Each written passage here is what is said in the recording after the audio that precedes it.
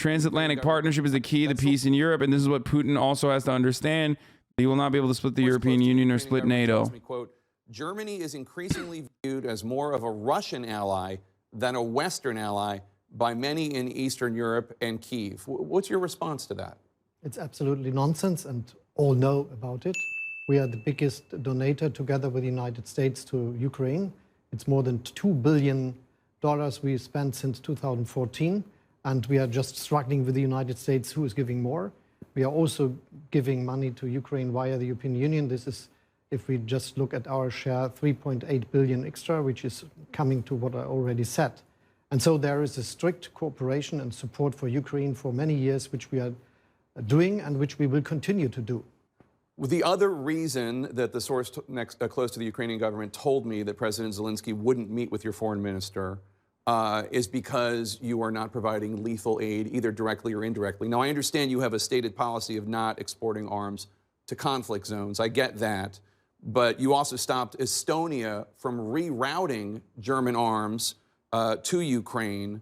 But I do want to ask you about this policy of not exporting arms to conflict zones, because Germany did send weapons to the Kurds to fight ISIS in 2014.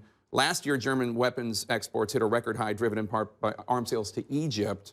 So clearly, there are exemptions to this policy. Isn't it warranted in this case? Don't the Ukrainians need to have an ability to defend themselves? They don't have the same deal with Turkey, baby. That's what it is. Also, the people that, like, the Kurds are fighting are ISIS. Do you think Russia is ISIS? I mean, Jake Tapper thinks Russia is ISIS, but that's fucking crazy. What a convo. Look at this conversation that we're watching right now play out on American television, where, like, one of the most prominent mainstream media liberals is literally fucking talking to, like, berating, scolding the German, you know, chancellor, or whatever the fuck Scholz his position is, for, like, not giving more guns to Ukraine, lethal aid to Ukraine. What is happening, dude? What the fuck is going on? Like, what? This dude should be like, who are you? Like, who's paying you to say these things? Are you insane? Like, is this a conversation that we're really having right now, where I'm being berated for not giving enough weapons, only giving helmets to the Ukrainian government? Like, what the fuck? Oh, what's up? You're giving guns. You're giving fucking, you're selling arms to other people. Why not Ukraine? Why not send more guns to Ukraine? That's kind of fucked up, dude. Yeah, when you think about it, kind of fucked up, huh? And it's just like a very strange thing. We are doing a lot to support our partners, as we do, for instance, with Israel, which gets a lot of support and military support we can give, which is. We got starving kids here in our own country, but with no guns, go off. Dude, he's like, no, don't worry. We're giving so much weapons to Israel. Yeah, don't you worry about the thing, okay? Oh, we love our partners, don't we? We're just, oh no, we love them. I think of essence. We did one decision, as you mentioned, with the Kurds in Iraq. This was necessary because there was no other way, and it was a very small activity. Did you see Adam something saying he was so pro-USA and such an asshole? Dude, yeah, he's just fucking, he's pro-NATO, okay? Pro-NATO leftist. Adam something is, he's the guy who was like a alt-right guy, right? And he no longer is. He makes a lot of good videos, okay? I like a lot of his videos. I don't want to hear about fucking, like, pro-NATO leftist positions. Anyone that says NATO is defensive, or anyone that says NATO is good, I disagree. And that's fine. I think his argument comes from preserving Ukraine's sovereignty. Ukraine can be and will continue to be a sovereign nation. Doesn't have to also be a fucking NATO base. Would you tell us if you were CIA? Be honest. Revolution when? You think I'm CIA? First of all, yeah, you know what? I am actually. I am CIA, and I would never tell you if I was. I'm an anti-NATO CIA agent. They're really flooding the marketplace with a robust diversity of ideas method. They want people they want people to even, you know, take positions completely against the American State Department out there. That's what they like. Who fucking despises Fethullah Gulen, for example, for being a CIA asset. Like, those are the type of people that they want. Like, it makes sense if you're like, oh, you must be a Vladimir Putin defender or something, okay? Like, that makes sense, you know? Oh, you're a tanky. You love Vladimir Putin. You want to suck and fuck Vladimir Putin. You want to suck on his nipples when he's riding on a horse because he looks hot without a shirt. Like, oh, you respect him for, you know, working out at his age, right? You said we need a second superpower to stop USA acting up. Total CIA take? Yeah, exactly. That's, yeah. That is the most CIA take you can have is saying that there should be a fucking counterbalance to the United States imperialism. What is this? What are the more evidence? What? More evidence of what? There have been more videos of equipment from Southern Military District units moving closer to the border. BMP-3 are generally a good sign that the units from that district aside from a few naval infantry units. What do you think this is? Like, what do you think this means? Just please explain that to me. Do you think this means like, oh, dude, fucking got him. Like Russia is actually going to invade Ukraine? Is that what you think is happening? Is that what you think? That's what's going on? Okay, good luck. It's not happening. But, dude, I can't believe, dude. Russia is moving troops within its own borders, dude. And fucking. All right, let's continue. I want to hear what else he has to say. And we have very strict legislation. And according to this legislation, it was feasible that we could do the activity with Egypt, but we could not following the legislation with Ukraine. All know this. It's a situation since years. And once again, I would like to mention that Germany is the country that is giving the biggest support to Ukraine compared with all others. Financial support. Financial support, absolutely. Which I think is absolutely key. And on the other hand, you should know that we are the strongest ally of the United States in Europe, looking at NATO aspects. We are giving a lot of financial means for our military strengths, and we are also doing the necessary things. For instance, in Lithuania, we are doing a strong mission and henceforward presence at the eastern flank of NATO. Right. We are doing air policing at this field, and we are working together with our allies in NATO. All know about the strengths of Germany and the necessity of our support and our activities. So there will be no strategy of different activities between the partners, and Germany is the strong partner, you know, in Europe of the United States.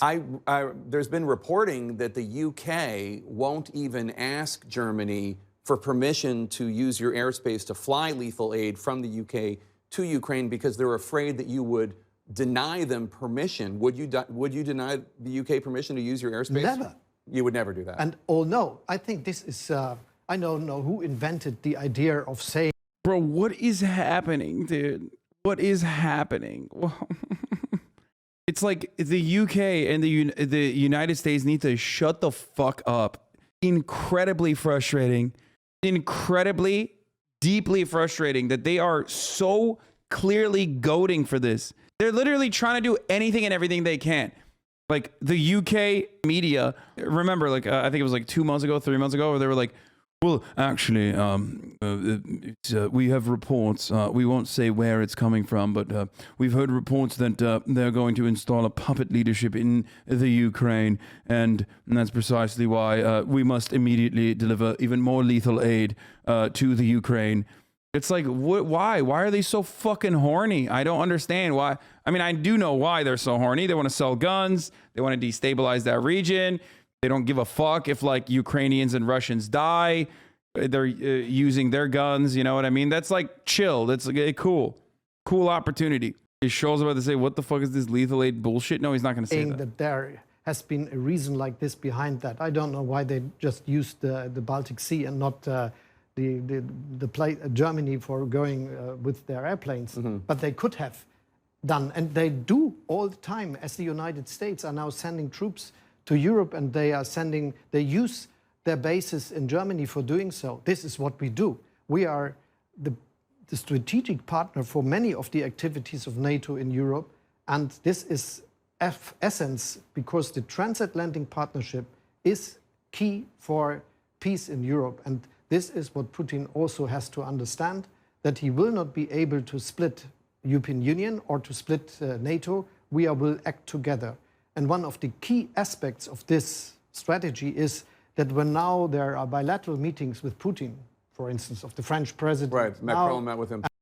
That was the fucking Daily Mail. No one with a brain cares about the Daily Mail. Yeah, except Boris Johnson talked about it and NPR covered it. That's the problem. The issue is like, even if it's coming from unsubstantiated sources that routinely traffic in just celebrity gossip, when they fucking reveal information like that, then NPR is covering it here, okay? Do you not understand? Do you not recognize how fucking consent gets manufactured? CNN takes it seriously. NPR takes it seriously. They don't even give a shit if it's fucking real or not. That's the point.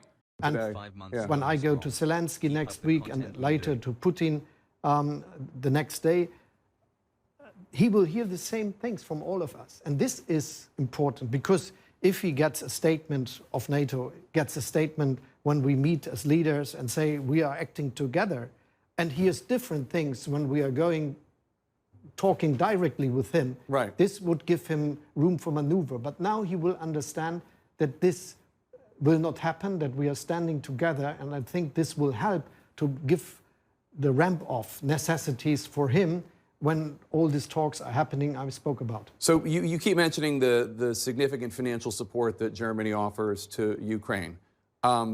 But the IMF predicts that the Ukrainians will lose more than $1 billion in annual transit fees if and when the Nord Stream 2 pipeline is completed. That's also a concern for the Ukrainians. This is where we have an agreement with the United States. I participated intensely in the talks between the former government, I was the vice chancellor then, and the finance minister with Chancellor Merkel and President Biden. And we have this agreement from June the last year, where we said that we will work on the independence of Ukraine and the gas transit. And we already did so. So it was an activity I personally invented and managed that the former government did so, that we are not just looking what might happen with gas transit via Ukraine. We installed a special envoy working together with the European Union, together with Ukraine, towards Russia, that the... Dude, capitalists love talking about how trade relationships are great because it creates a material necessity that stops war from, occurring. And then they do this. It's like, bro, what do you want? Like, these guys are reliant on Russia's fucking pipelines, okay, for energy. They need it. That's the reason why they don't want to fucking go to war. That's the reason why they don't want to agitate for further war. And then you get mad. It's like, no, not like that. You should go to war, actually. It's fucking not cool. Let's continue. Prolonging of the gas transit agreement happened. And we agreed with the United States. Is it chicken and egg? Because if Russia destabilizes Ukraine, Ukraine moves towards NATO so they can claim that threatens their national interests and then keep the destabilization in order to keep Ukraine subservient. I think what Western interest is in that region is like the actual fucking war. Because Western interest in that region is just like, goading Russia into doing something so that they can justify like active conflict so that they can sell guns to Ukraine. Russia, which is a foreign adversary, is too predisposed. Meanwhile, the people that lose on the people on the losing side are the Ukrainians. You do not want Ukraine to turn into fucking Iraq. You do not want Ukraine to turn into Afghanistan. That is what I've been saying since day one. America does not give a shit. America wants Ukraine to turn into Afghanistan. NATO was clearly one that invaded. And dude, no, Crimea is not remotely comparable to the rest of Ukraine. Our word to take. Don't get your geopolitics from a streamer. Yeah, exactly. But I hate both Russia and NATO so much. You know, Russia has nightmares about Leopard 3 tanks, bombs warrant, and repent UZ after the whole Nazi thing. It's a bit more nuanced than that, but okay, it's on Crimea. They literally yoinked Crimea, Hasan. Okay, Crimea River, motherfucker. I don't know what else to tell you other than that. Fucking sock account, dude. Why am I dealing with so many fucking sock accounts? You're gonna use your platform to call out Vaush for calling for genocidal sanctions against the Russian people? I mean, I don't know what that was. I don't know what he said. I don't care. And why would I fucking call out Vaush's foreign policy takes? You think Vaush has any fucking say in what the American State Department is going to do? How pathetic and delusional do you have to be to think like a fucking YouTube debate guy and a clip from a YouTube debate guy is actually going to dictate American foreign policy. You guys are literally baboons, dude, okay? This is entertainment for you, and that's fine. But like, to make the assertion that this has like actual staying power or actual impact when the American foreign policy bubble is completely guided by the military industrial complex, personal material interests, and that no one, and I mean no one, can have a say on what the fuck they're going to do. Like, have you not been watching enough? Are you going to call out Vaush? Like, podcasters can spread anti-vaxxer takes because people will stop taking the vaccine. But some fucking YouTube debate Andy saying like, oh, we need to do fucking genocide in Russia, even if he said that, okay? Even if he said that, there's no fucking take. Like, that's nothing. That's nothing, okay? It's nothing. No, but Vaush is a very large community of people who call themselves leftists. I know he doesn't affect foreign policy now. No, but it doesn't matter because there are plenty of fucking leftists in here that think like, oh no, NATO is actually cool, ACAB, but like I love cabs. I mean, I'm doing this already. I'm talking about what I'm talking about regardless. But it is fucking pathetic for you to think that there's like any sort of staying power here, any sort of serious momentum here. And I'm sure there are people that watch him, that come here and watch me, and they disagree with me, and they like his attitude, and they like his perspective on it more. So be it. The streamer beef shit is all personal aesthetics, which is in politics. Exactly. That's why I fucking avoided the Jimmy Dore shit for the longest goddamn time, because that is not about politics. That's not about policy. That's not about news. You just want Kim Kardashian style drama. That's it. You want Kim Kardashian style drama. It's like more palatable for you. And I make politics appealing, okay? Political commentary, I try to make political commentary and news as approachable and as appealing as possible. I don't like to do it that way. I like to do it my way. So go fucking watch other people that like to cover politics from a more entertaining perspective by engaging in debates. And then tell yourself that, that is actually the only true way to cover politics, because otherwise you're just trying to build an echo chamber. Or you're just you're just afraid of like people destroying you in the marketplace of ideas or something. What? He has a master's degree in foreign relations? Who are you talking about? The person that I yelled at or Vaush? I don't give a fuck. So? Anthony Blinken is the most qualified motherfucker from that point of view on making foreign policy decisions. I criticize him regularly. Who cares? Oh shit, man. Fuck. That's crazy. Someone has a foreign policy master's degree. That's never mind. Like, what do you mean? That actually does describe why Vaush takes a pro-NATO position more than anything else, if we're being honest.